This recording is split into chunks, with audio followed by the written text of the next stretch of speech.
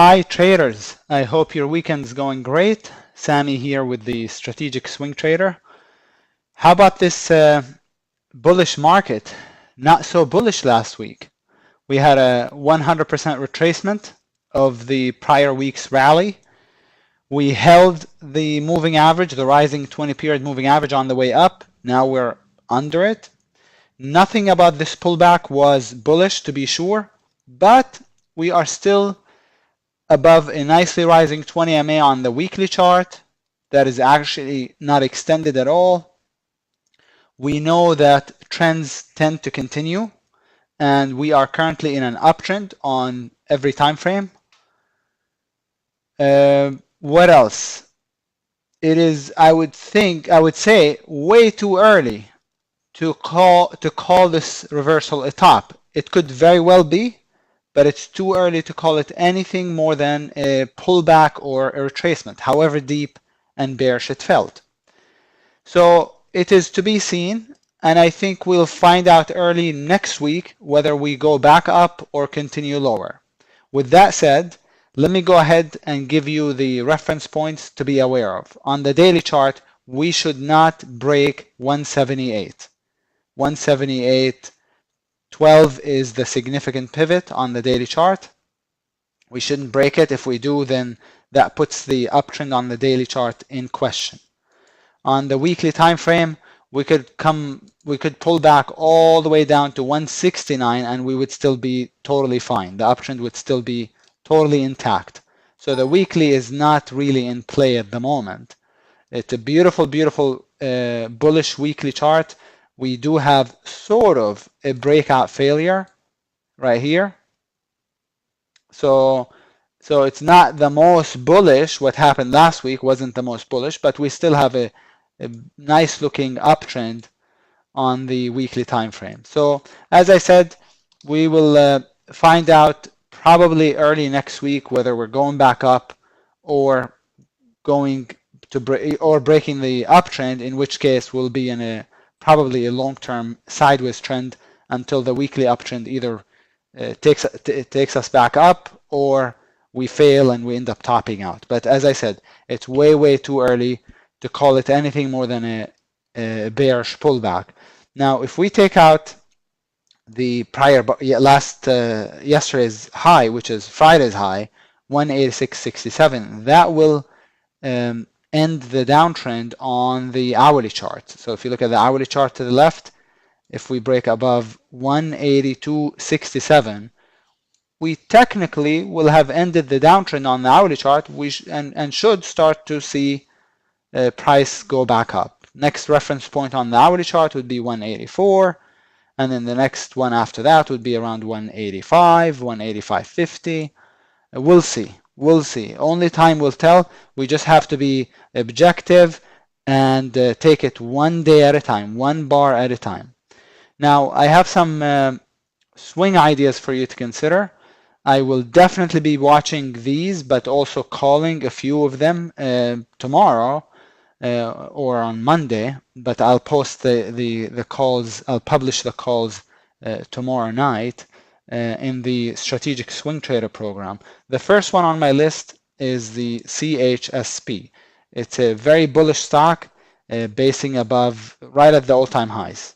Just take a look. That's a beautiful base. It actually already broke out on above average volume, and it has a 2-bar consolidation. So if it takes out the highs, I'm going to be looking to play it. It's very, very thin though, so I'm not going to say anything else about it.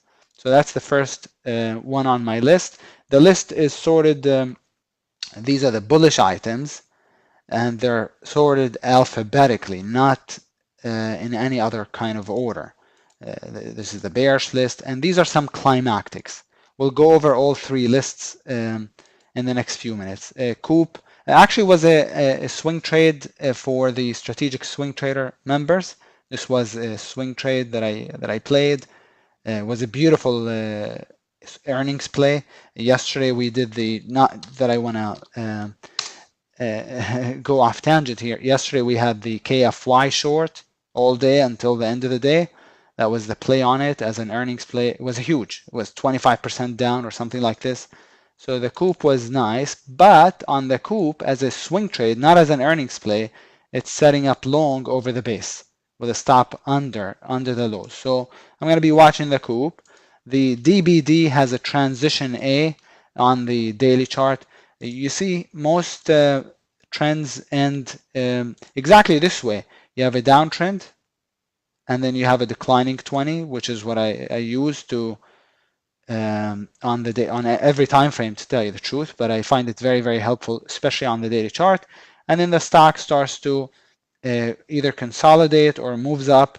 The 20 MA comes from underneath, and you get that breakout, right? So that's kind of what we have here. We have a downtrend, we have a gap down. This was one of my biggest plays last this earnings season. Was also an earnings play, beautiful. And now I'm looking to play it long as a transition A breakout. So looking to play it long. Hopefully it gets to there, but we'll see if it sets up on the hourly chart, because the hourly chart is the issue with this one. On the DBD, the hourly chart doesn't look that great. We'll see. The next one on the list is FIT. FIT has a beautiful daily buy setup. It's actually not that beautiful, but what I like about it is the hourly chart. We have a double bottom, so if we take out the base, that will trigger a daily buy setup on the daily chart. We also have a weekly buy setup underway, and we have a transition A on, let me just go to the monthly chart, on the monthly time frame. Let me change the scaling real quick. Here we go. So we have a transition A base breakout setting up on the monthly. So I do like the FIT a lot. We just need to make sure it triggers by taking out $6 first. TSRO, I called the bottom on it. I didn't really take advantage of it, to tell you the truth, but I wish I did. It was a gorgeous looking monthly climactic long, and got to the target a couple of days ago, got to $40, and now it's setting up just like the coop. Remember that COUP? Well, this is sort of the same on the hourly chart. Over the base, stop under it. So I'll be watching the TSRO. VIRT is a monthly buy setup, a presumptive monthly buy setup. It hasn't triggered yet on the monthly chart. Let's take a look at the weekly. I think the weekly is not very good, but if it fails on the sell setup, it should go higher. So that's what I'm going to be watching it for. A daily buy setup inside of a larger monthly buy setup. So those are some bullish watches to watch for tomorrow and the rest of the week. As far as the bearish items, we have BW. I know it's a low price stock, $1.35, but look, if it breaks under I don't care about the price of the stock. All I care about is the pattern that the stock is displaying, and this is a base breakdown plus a money bar or a shakeout or a breakout failure, whatever you want to call it. So if it breaks under the base, I'm going to be in it. Stop above it. The CCRN is a weekly sell setup. So if you look at the weekly, it triggered already. So I'm just going to be looking for a secondary sign of weakness to get in the CCRN. Next one on the list is HIB. HIB was a tier 1 professional gap down that day, just a couple weeks ago, gapped under so many green bars. These green bars are important because it means that traders bought it, right? They were buying it into earnings, and then the company disappointed, right? Probably had a weak quarter, and so all of these people are now trapped, and so they're going to look to sell. A lot of them have already sold, but they don't always exit on the first day, so I'm looking for that secondary sell setup. And the HIB also is got a monthly sell setup. See the downtrend on the monthly chart? And every time we retested the 20 MA, what did we do the last few years? I mean, since 2014, we've been in a downtrend. Every time we rallied, we ended up making new lows, maybe. But the point is, even if we don't make new lows, if it drops to $10, that's a 50% loss. I mean, or 50% gain if you're in it short. So I'm looking to short the HIB. NGVT, a little bit wild as a stock, also a little bit thin, but has a transition C breakdown. I like the breakout failure, and I like it short under yesterday's low, and then target being 91.50 or so down here. And it's got a nice monthly uptrend, but the uptrend might have exhausted itself, so we'll see. RES is just a plain old breakdown under the base, top above. Not too bad. There's nothing really special about it, but I don't mind it. I think it's not a bad watch at all. Then I'm going to be watching some climactic charts. SQ doesn't look ready, but if it breaks under a prior bar's low, I'm probably going to be in it. Check out the monthly. That is not sustainable. Do you know why stocks go climactic? Why do we get climactic move ups like this versus nice steady 45-degree uptrends, which are sustainable? The ones that go climactic become not sustainable. Why do we get stuff like this? Do you know why? I'll tell you why. Because people start thinking this is, people start buying it irrationally. They start thinking this is the next Apple, it's the next Microsoft, I better get in it, right? So they start fear of missing out. They start buying it blindly. They start basically, the reason why stocks pull back and they don't go up in a straight line is because people doubt that the trend is going to continue. So every time it moves up, starts to come in, they get fearful that they're going to give back their money. They exit. And so you always get the back and forth, right? You get some buying and then some selling, buying and then some profit taking. When you have something like this, there's not much profit taking at all. So at some point, the stock will run out of demand. It just will. I was watching I can show you tons of examples. IBKR, right? NKTR. Look at the move. When it tops out, it just falls like a rock, usually. Right now, SEDG is having that same issue, right? It rallied for about a year plus, went totally climactic, and from 70, it's already at 40.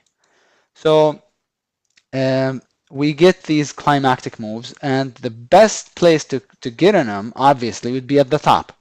So if we can get in, if I can just get the top on one of these, I'll be set for a while, because these are all long-term watches. So the SQ is one of them. The TNDM is definitely another one. This one is crazy. Very, very wild. But so is the SQ. I mean, when they're going climactic, they get pretty wild.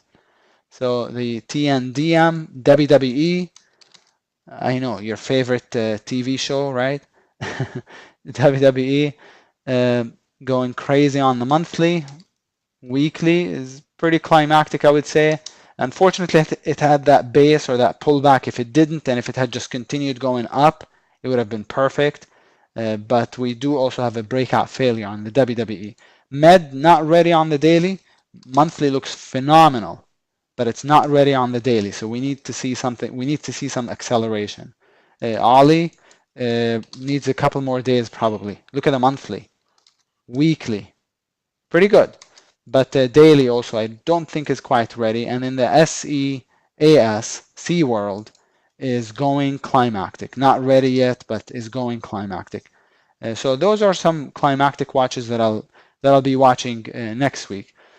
And that's about it for now. I'll scan tomorrow, not tomorrow, on Monday, and add more to the list. The ones that I get in, that I end up getting in, I'll obviously remove from my watch list, but because I'll already have positions in them. So that's how it goes. That's how I do it. But I hope you enjoyed today's video, and if you would like to participate in next week's swing trades, or just maybe learn more about the SST program, please go to t3live.com/swing. If you have any questions or would like to talk to someone on the phone, please call our customer service. Again, hope you enjoyed this week's video. Have a great weekend, and I will talk to you next week. Take care, everybody. Happy trading.